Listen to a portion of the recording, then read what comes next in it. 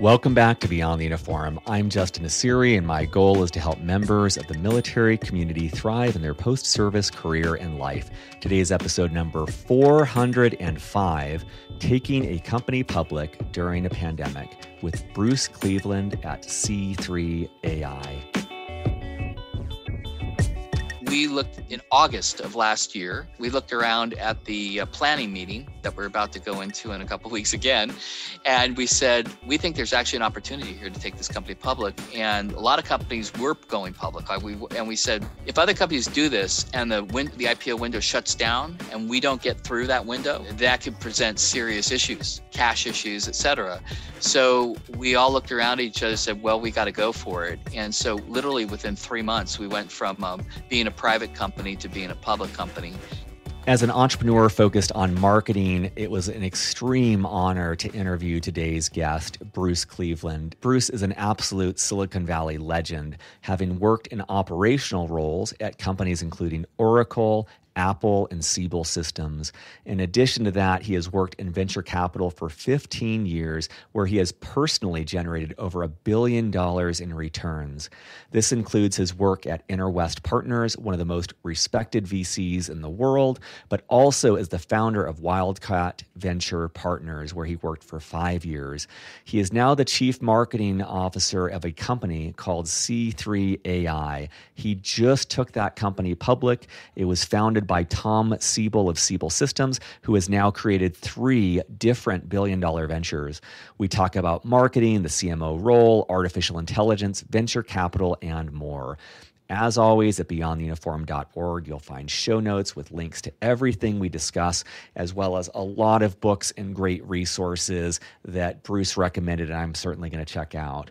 So with that, let's dive into my conversation with Bruce.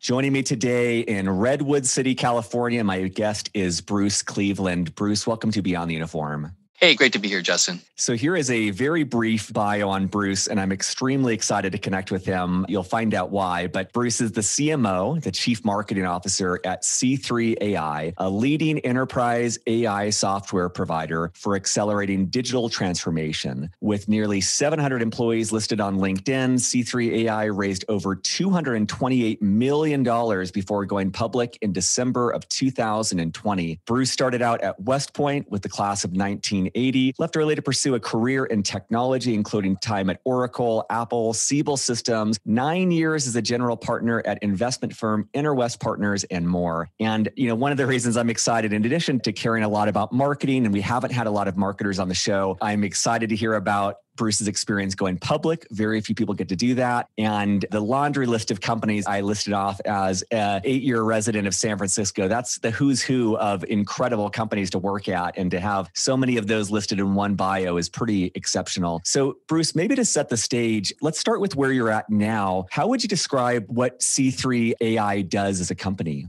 Yeah, well, I've worked now with Tom Siebel for many years, 35 years. Joined him at Oracle when it was a small little private company as his sales engineer. And then went on when he created Siebel Systems. I held a variety of positions. I was head of marketing, head of product, head of biz dev, pretty much whatever needed to be fixed, Tom had me work on. I joined here a few years ago in an operating role coming out of venture capital to basically end my career. This is my final investment back in technology, et cetera. So kind of where it began, I'm ending it with Tom. Tom's challenge to me was to create a new category. Category creation is something I wrote about extensively in my book called Traversing the Traction Gap. I teach its principles at Stanford and Columbia and other schools. And I had the opportunity to put to work or put into play those principles that I wrote about in the book to see if they actually were more than just manufactured concepts, that they were actually things that really could work. And I think we've done a pretty good job here in the challenge that Tom gave me, which was engineer a new category called enterprise AI. And so we set about to do that a couple of years ago. And the process is to describe the category, its attributes, from a world that looks like the way that it does to a new world with this thing called enterprise AI. and then to characterize it effectively and position C3 AI as the market leader in that category. In this case, it's a $250 billion total addressable market, so it's a category worth pursuing, one of the largest categories that I've ever been a part of. Siebel created the CRM category, customer relationship management. That today is probably a $60 billion, $80 billion category. So this is by far a much larger category to pursue. So the idea, in fact, this is one of the principles of the book, if you want to redact it down to a term called market engineering. When I think about the companies I invested in, companies that were just ideas like Marketo, companies like Velocity, like C3 AI. These are Doximity, which just went public a few weeks ago. These are companies that were just on a whiteboard when I first worked with the entrepreneurs. And what I learned over time is that where I made money and where I lost money was really not around strong product engineering. All these teams that I've worked with, most of the technology teams are in fact quite good at product engineering. What differentiates the winners from the losers is this notion of market engineering. It's a term I coined in the book to basically discuss things like thought leadership, storytelling, category creation, messaging, and positioning. Those are the 5 fundamental tenets of market engineering. And if you can do them well, and if you can accurately differentiate what you are doing from what everyone else is doing, and this is, I think it's also true in the B2C space. So I'm most actively in the B2B space. If you can do this well, you will emerge as the category leader. And the reason you want to do that is because 76% of all profits of a category go to the market leader. So you do not want to be anything but the market leader in a category that you pursue. So we are and have defined the enterprise AI category is basically 4 things. It's the ability to be able to ingest data from any data source, whether that's structured, unstructured, or semi-structured data.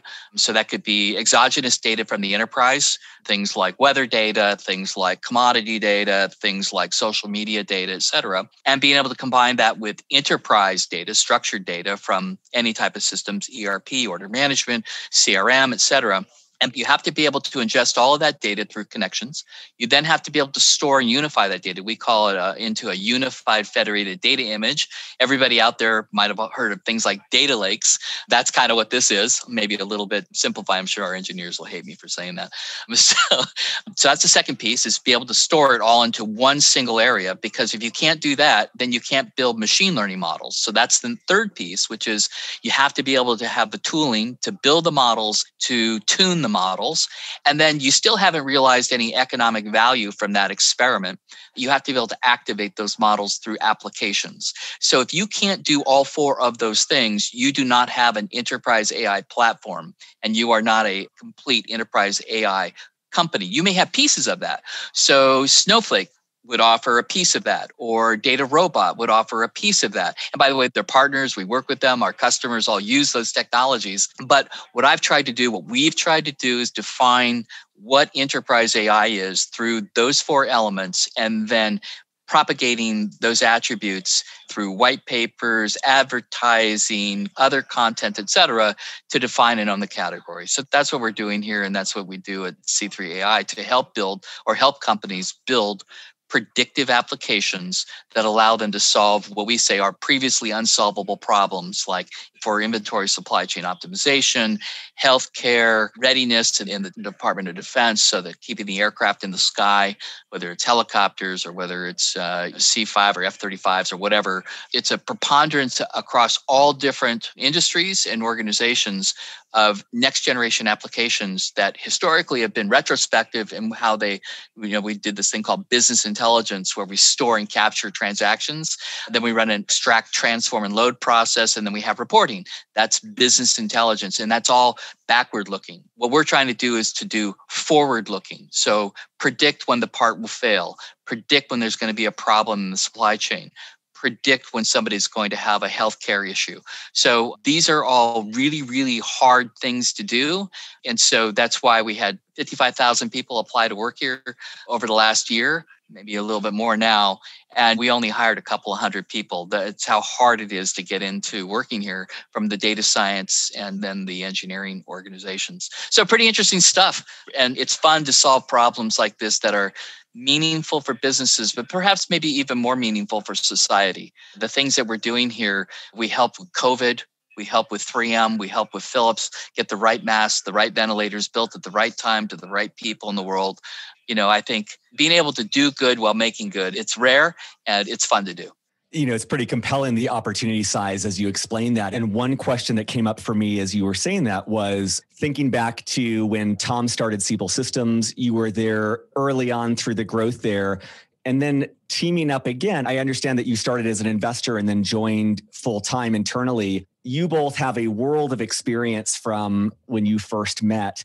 And the world has changed significantly. What stands out to you as some of the bigger differences in growing a company from when you did this at Siebel versus what you're doing now at C3AI? Yeah, that's a great question. I'll tell you, the one thing that really kind of stands out for me is the emergence of this entire category of digital marketing. Back in the day, in the 1990s and early 2000s, we did marketing. We did something called database marketing. We would create 3 different versions of a postcard or some kind of a flyer that we would email, or not email, we would actually physically send out. We'd have different treatments on it, and we'd wait a few weeks, buy some kind of salted list from some named marketing company, and we'd say, oh, wow, look, the red one really, with this messaging really seems to resonate. Let's do that one. Let's don't do the other ones. And I mean, it was kind of dinosaur-like, right? I mean, it just took a long time to figure out what worked and what different worked. Literally today, within a few days, there's some exceptions. Google has some algorithms. It takes a while to kind of train those. But more or less, within a few days, you can see what's working and what isn't working. You can tailor things. You can find people. You can a very specific audience, either whether it's through LinkedIn or whether it's through, we don't really use Facebook. That's not a social media site that really works for us because of the types of products we sell. But you can, if you have the right products, you can see very precisely what is going on. And you get this great insight to be able to do more of something that's working and less of what isn't very, very rapidly. And the most fun I've had since coming back, and I was the first investor in a company called Marketo. It was just an idea, 3 people, basically no code, no customers. I'm not sure if a dog was involved, but there may have been.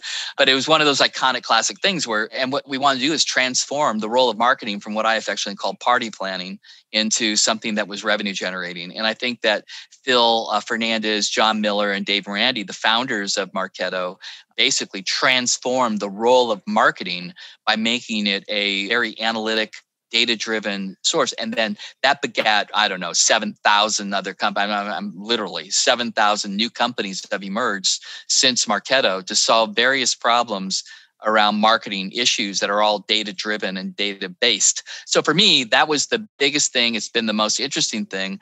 I did it as an investor, but now on the operating side, I've had to learn how to actually use this technology along with a bunch of other technology to provide ourselves deeper insights into what's going on with our ad spend, with our demand gen spend, et cetera. So in fact, one thing, my digital marketing team is all very technical. They're engineers.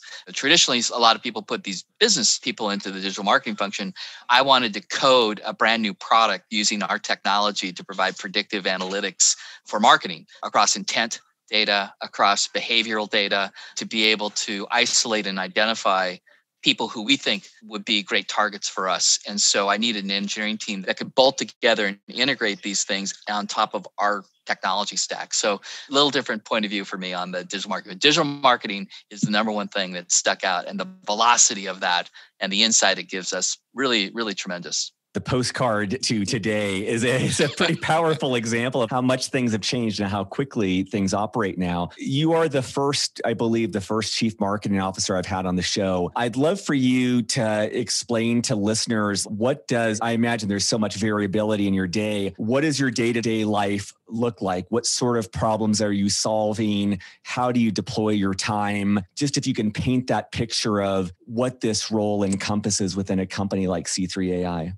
We're a very technical company, and we have to take very technical ideas and convert them into crayon. We have to make it very understandable by the industry at large what we're doing. So I have several different functions. One is to obviously create awareness and interest in who we are and what we're doing. And we do that through a variety of advertising. So we have a brand agency that we work with to build the TV ads that we run, to build the out-of-home with billboards, those kinds of things, advertising, digital, so display advertising. So that's one aspect. We have public relation function, which is building the brand of Tom Siebel in the news. One thing that we have that a lot of companies don't have is a very successful technology icon this is the third multi-billion-dollar company that he's helped to build from scratch. And he's very well known in the technology industry. So we use him as an asset to then build the C3 AI brand. That's not something normally startups have access to. So we use that quite heavily. The IPO has gone a long way to also give us tremendous global awareness and interest. So there's the PR function. We have a creative services team. We have a very small team, by the way. I mean, it's 13 or 14 people. And I think we punch way above our weight, given the type of people who are working here. But we do have a creative services team that build all of the web assets, the layout of all the content that we do, whether it's a brochure looking or a case study, or it's going to go into the banners that we use as physical banners at maybe an event. So we have that group that also produces all of the presentations. So that function of creative services. We have a strategic communications function, which helps to manage the PR, but also produces content in the form of blogs and blog posts, podcasts, those types of things. We have an event function. So the event function is, hey, it hasn't been physical events, obviously, for the last year or so. It's been virtual events. We knew nothing about how to do that. We learned pretty rapidly. We have pretty highly produced internally these webinars that we do that have professional voiceovers and graphics and lower thirds and stuff. And that was something we had to teach ourselves how to do. I challenged the team to learn how to do it. And that's where I also took advantage of the coding capability of our digital marketing team. So we were able to use something called open broadcast software to then highly produce these webinars. So there's that piece of it. That's the events side of it. Now moving into physical events as the world begins to open up. And I know we've got this Delta variant thing we're dealing with, but the world is still reopening. And then I have what we would call product line and industry marketing, which is effectively, hey, what are the campaigns that we're going to run by industry or by products? We have a variety. We have 23 different software as a service applications that run on top of our platform. So you can either build bespoke applications on using our tooling or other people's tooling on top of what we call the C3 AI suite, which is the enterprise AI platform. And then we have 20 some odd applications that we've pre-built that you can configure. So those are across a variety of different industries, et cetera. I mentioned some of them, things like readiness, inventory, supply chain optimization. That team, the inventory, the industry marketing, product line marketing group, is responsible for building campaigns that take the content and then propagate that through paid search, paid social, organic social, events with partners, et cetera, to help build that brand authority and awareness and interest. So those are really the groups inside of my organization and what we focus our day on. We work closely with the products organization that does product marketing and product management, engineering, and data science. So product marketing works to create the marketing specs for what the customers want. We work with them to convert language that would be technical into something that's, again, consumable by the general populace.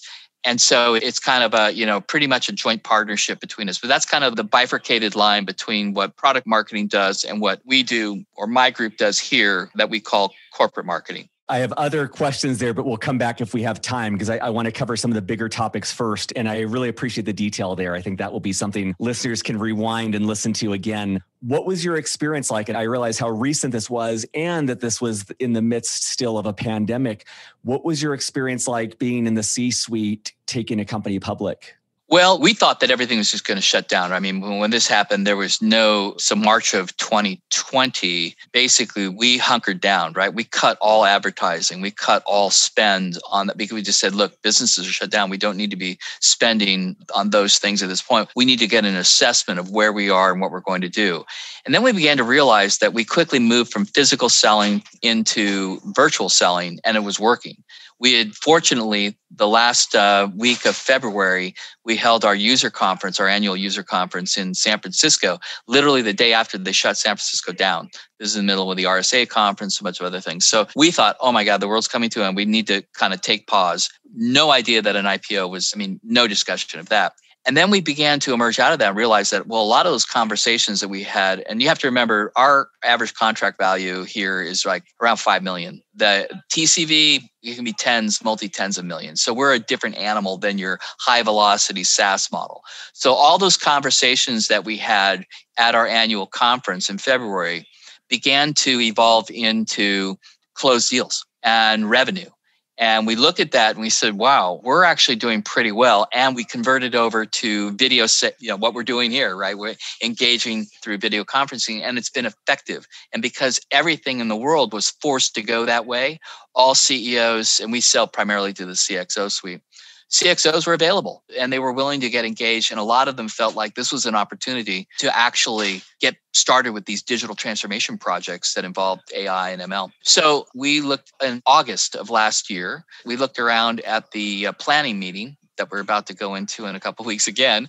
And we said, we think there's actually an opportunity here to take this company public. And a lot of companies were going public. And we said, if other companies do this and the IPO window shuts down and we don't get through that window, that could present serious issues, cash issues, et cetera. So we all looked around at each other and said, well, we got to go for it. And so literally within 3 months, we went from being a private company to being a public company. And I wish I could say that it was straightforward and easy and, et cetera, but it was 15-hour days, 7 days a week to write all the documents, do all the roadshow work, do all the industry. I mean, it is an amazing amount of work that you have to do.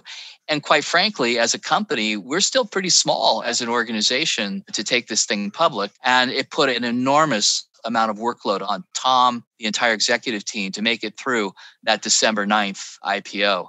So it all looks good. This is kind of like we say sausage making, right? You show up at the store, Jimmy Dean sausages look pretty good. The process to make those, it's probably not quite as good. So it took a lot of work, a lot of effort. And when you see these companies IPO, you have to recognize that the management team not only had to go through all of that work to make it through the regulations to become a public company, but they also had to meet their numbers, right? They still had to continue to operate the business. It is hard. And it's even harder. The last time when I did this was at Siebel personally, as an operating person. I did it several times on a board, but you don't do any work on the board. The last time I did it was 1996, was June of 1996. Well, think back, there was no Reg FD, no Sarbanes-Oxley.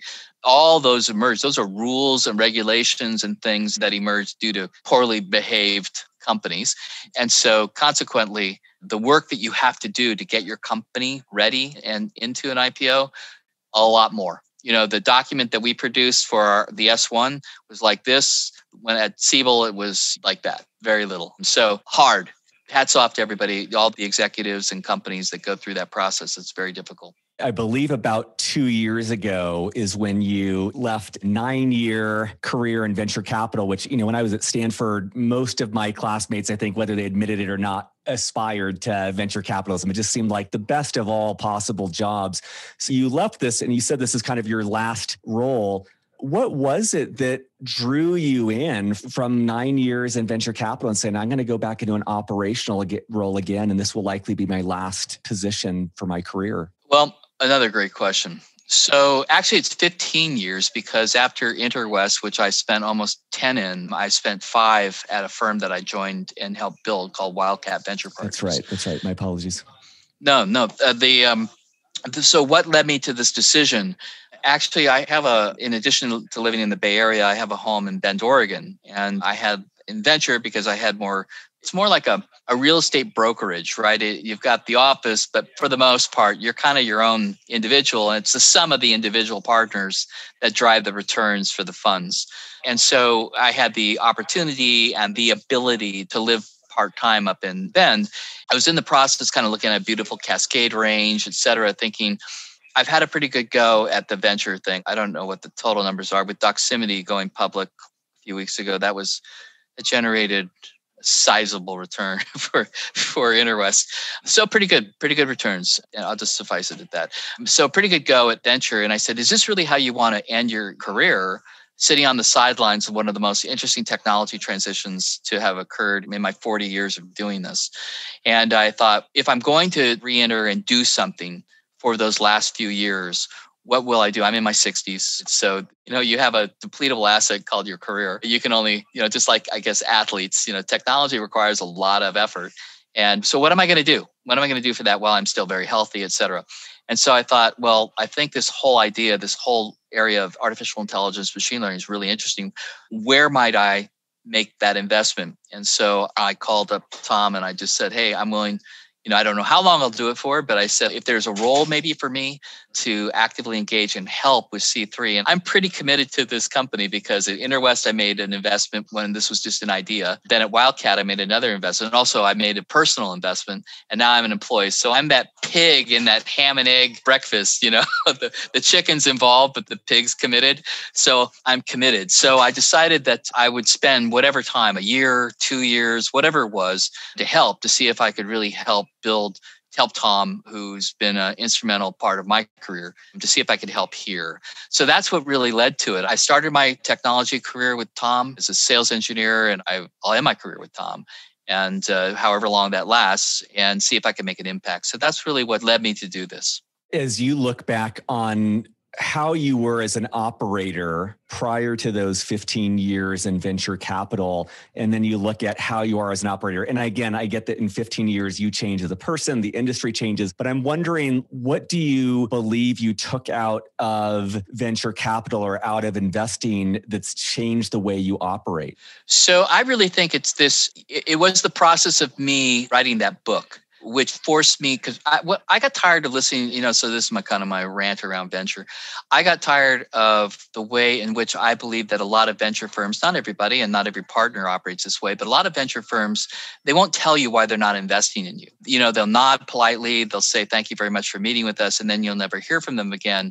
And I actually grew tired. I said, I think we need to provide feedback, better feedback to these teams. And when I asked, why aren't we doing naively as a, ex-operating guy and just kind of getting my feet wet in the venture world, it came back because, well, we don't know if they're going to be successful or not, and we don't want to lose the opportunity by making them upset with us. We don't want to lose the opportunity to invest in them later on. And that wasn't the only reason, but a lot of reasons was that. And I just felt this was not fair to the entrepreneurs. I didn't feel that they were giving enough real feedback. There was no way for the entrepreneur to take that engagement and learn from it. So when I wrote this book, when you have to write something to be cogent, you need to have some kind of thought process around how you're going to lay out what you're going to say. In this case, I wanted to write a prescriptive book that showed entrepreneurs and investors, by the way, how to analyze a startup before it has any revenue. If you have an MBA from Stanford, that works really well when there's revenue, product, customers, et cetera. You can begin to look at something like the Bessemer numbers, CLTV, customer lifetime value, customer acquisition costs, et cetera. But what if none of those exist? That's when I invest. None of that exists. It's mostly at ideation. And why is it that I generated well more than $1 billion in returns on far less invested? So why did I have success against some of the best and brightest, the Andreessens, the Accels, the Kleiners, the Sequoias? Why was I having success? And they are brilliant people working there. Why was I having such great success when others weren't? And I'll put my record up against most of them in terms of returns. And so I realized, well, it's because I use a different assessment methodology for how to figure out when there is no market, when there is no team, there is no product, and there's no revenue. And maybe it's because I'm comfortable with that because I've run product. I've ran engineering teams at Apple and engineering teams at other organizations. So maybe I'm a little different than a lot of the groups, a lot of the venture investors. But what I wanted to do was to be able to give back to the entrepreneurial community.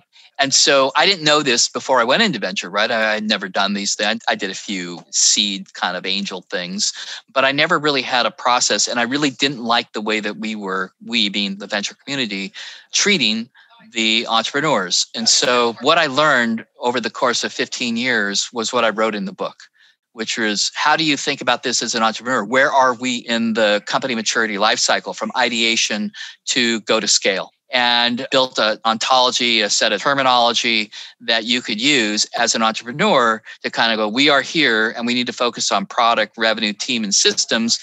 What are the most important elements of that? And then from an investor standpoint, as an investor, how can I evaluate this opportunity when this is a PowerPoint company, not a spreadsheet company. So the concept here was to give back that way. And what I've learned at coming back into operating is I've been able to take all of that and to convert it into how I think about when we're running our team here from a marketing standpoint. How do we position ourselves? How do we position Tom?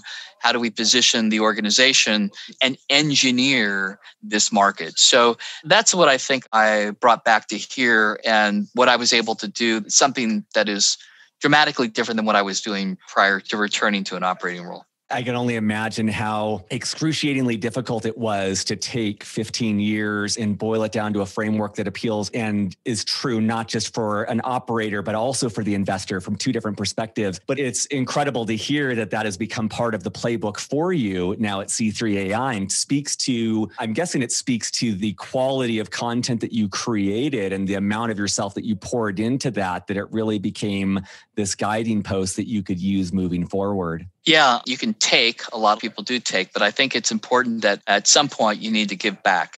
And you can give back through internships and teaching it. I do teach from time to time at Stanford when I'm invited and when I have the time. I think it's important that we do that. I think everybody, we owe that back to, it's just like it's the role that the guilds played many years ago, where apprentices and journeymen work together. And we don't really have that in the technology field. We don't really have that as a formal process. So it was important for me in terms of leaving a legacy. I have daughters in the technology industry, so it's important to me, and I have grandkids too, but they're not old enough to be in the industry yet. Close, but the net was, I felt it was an obligation on my part. I've been able to work with some of the best and brightest people in the world. I come from very modest means, a little town called Petaluma. My parents were public school teachers.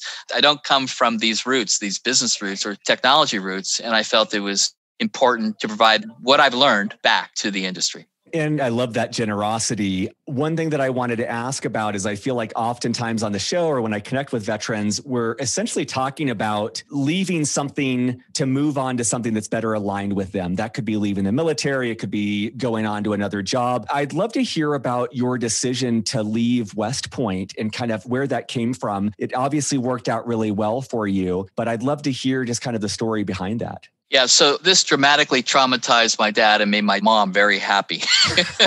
So just to be quite frank. So I was the class of 80, so the first class that admitted women into it, if the audience recalls. So it was a pretty interesting moment. It also was a time there's a juice scandal for the cows. So it was a very, I think, traumatic time. So 1976, a traumatic time, I think, for all the academies, not just West Point, learning how to adapt to women entry. By the way, I think it's one of the best things that we've done.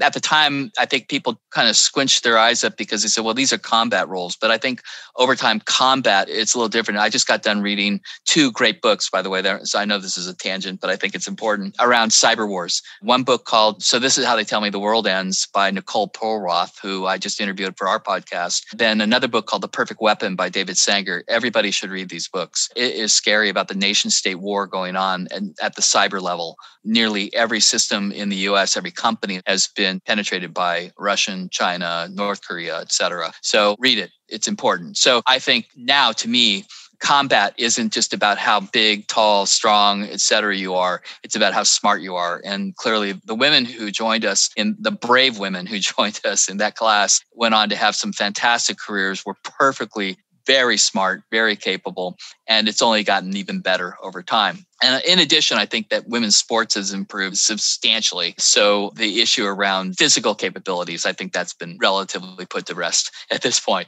So for me, I joined in 76. I had wanted to go to an academy, a military academy, since I read Boy's Life in 6th grade and learned all about it. And so I worked very hard to get into there. The one thing that I wasn't prepared for, there were 2 things. One thing was I had never been exposed to computer science. And so my first computer science class was a Fortran class in my plebe year. And I really did well at it. I really liked it. and I became a tutor. I helped a lot of my classmates with it. And I realized that at the time, that wasn't an option, to study and to basically focus on computer science. It was an element of it, but basically you could study anything you wanted at the academy back then, as long as it was engineering. And it was mostly mechanical civil engineering, right? So I made a tough decision to leave. One, because I didn't want to occupy a space longer than I felt somebody who wanted to go and do that and knew that they would go on to become a military officer. That was important. And I felt that I was occupying a space that I shouldn't be occupying. So that was one piece. The other part is I do think, it was I've been an exchange student a couple of times, not for a year at a time, but 4 or 5 months at a time. And there were some elements of homesickness then. That was when I was 13 or 15, but it really hit me at the academy. I went early. I was 17, so I graduated early from high school. And I think there was an element of homesickness that was involved. So I think those two things combined together, I decided that it made more sense for me to join this, what was becoming the Silicon Valley of the time. And it's turned out okay, right? I mean, you think back, could I have made a different decision? Absolutely. But then I wouldn't have married the wife I've had for 40 some odd years, my kids, grandkids. So it's all worked out. But I've always spent time trying to hire graduates. So my contribution back, some fantastic people, part of the team, Dan Streetman, who went on, he's now CEO at Tibco. Dan was one of the guys I hired out of HBS. Ken Gonzalez, who went on to be a key contributor at McAfee and FireEye. Andy Forcell, who was for a while CEO of Hulu. I mean, these are phenomenal people that I got to hire into my team who made me look great. And so I've tried to give back by hiring veterans. And by the way, not just West Point, but Annapolis, Air Force Academy, 1 or 2, but over time, quite a number of Academy grads and officers, former officers in the military. That's great. And, I feel like when I put myself 20 years ago in my midshipman self, at the time, there was the judgment of someone who left as like a quitter or a failure. And I've learned, thankfully, over the last 20 years of realizing the power when someone makes a decision that's right for them. I mean, that's a gift to everyone. That's a gift to the people it's just good all around. And in my view, that takes more courage to be really honest about what is right for you. And I see it when people leave jobs that aren't the right fit. I see them when they leave all sorts of things. So I really appreciate your candor and reflection on that. I know that we only have a few minutes left here, and I always like to keep the last question open-ended. We've covered a tremendous amount of ground around C3 AI, about CMO, about venture capital, taking a company public. I'm sure there's things I didn't ask that you could share. And I just wanted to make space for anything that we didn't cover that you want to make sure listeners know before we wrap up. Maybe I could just talk about the marketing function. I think that some people may misunderstand what you need to be able to do to be a great marketer. It isn't about all brand. It's not about fonts and parties and what I think a lot of people might think is marketing. Marketing is really around finding identifiable markets, understanding what they want, what they need, how to communicate with them, how to translate in this industry, how to translate technology into value propositions, and basically telling a story that people can understand. It is to come up with the right positioning for a company, to come up with a category named. These take as much effort to do it right and to be successful. It takes as much effort as it does, and I think intellect, as it does to build a great product. And in fact, I would argue that for most technology companies, I would argue you'd be better served to begin in product marketing and even in sales. In fact, a lot in sales. In fact, I told one of my daughters, who is a senior VP of marketing for a company, I told her in the beginning, I said, take a sales job. Learn how not to spew garbage into the market. You're going to find out very quickly what works, what doesn't work, and you'll be a far more effective marketer by starting there. I would encourage people who have a technical background to consider marketing. I think we need more CMOs with more product understanding, more technical understanding. A lot of things that we're doing now, the way that we're building these products, whether the consumer or not, are going to involve things like artificial intelligence. I think the distinction of AI today, obviously we have that in our name, but I think at some point it just becomes expected. AI will not be a distinguishable factor. It will be expected in the products. You need to have a deeper understanding of technology. You don't need to be a computer scientist. You don't need to be a data scientist, but you need to have curiosity and passion for learning these things in order to be a more effective marketer. You need to be able to be analytical. You need to understand how to instruct and push your organization to do more of what's working and less of what isn't. And the only way you can do that is by having an understanding of what technical items or technical capabilities can you use to understand those elements. So I think it's becoming more of a technical field. I think we're getting more of those folks. So I think that's good. And the second part is venture capital. I don't think we need people graduating as MBAs into the venture community. Please don't do that. Go get an operating job. Do that for 10 years. Find out what works, what doesn't work. Learn how to run a company, because you're of no value to an entrepreneur if you haven't personally done this. You need to have done it. You need to know what works and what doesn't work. And just by joining a firm, the traditional thing, get your MBA, go to Goldman Sachs, technology banking, and then join a venture firm. I don't think the world needs that. I think the world needs more people who learn by doing these things and then join a venture firm and help the entrepreneurs. Then your point of view will be steeped in actual experience. It would be almost like going through the academy and expecting you to take command of a field operation right out of school. I mean, you need to learn, right? You need to go on the job and learn what's down at the very lowest levels and learn how to contribute. So the same thing needs to happen, I think, in venture. And I do encourage people to be involved in venture, but do it after you've held an operating role. Well, Bruce, thank you so much for your time. For those of you listening to this while you're driving, flying a jet, driving a submarine, Bruce did mention some great resources. His book, Traversing the Traction Gap, The Perfect Weapon, This is How They Tell Me the World Ends. All of these and more will be listed in the show notes at beyondtheuniform.org, as well as more information about C3 AI. Thank you, Bruce, so much for your time today. You bet, Justin. Surface.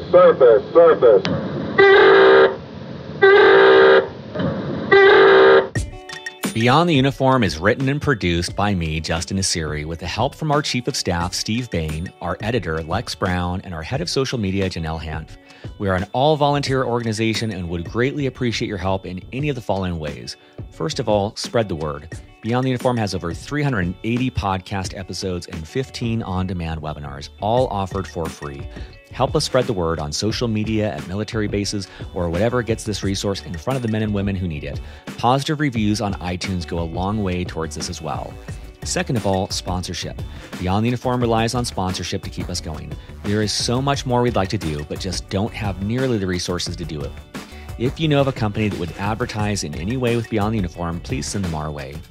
Third of all, donations. If you're in a financial position to donate, you can find more information on the support section of our website. At our website, beyondtheuniform.org, you'll find over 380 episodes categorized by industry, functional role, and more. You'll also find both free and for-purchase resources that take a deeper dive on topics related to career growth. Thank you for your support as we aim to help members of the military and their families thrive in their post-military career and life.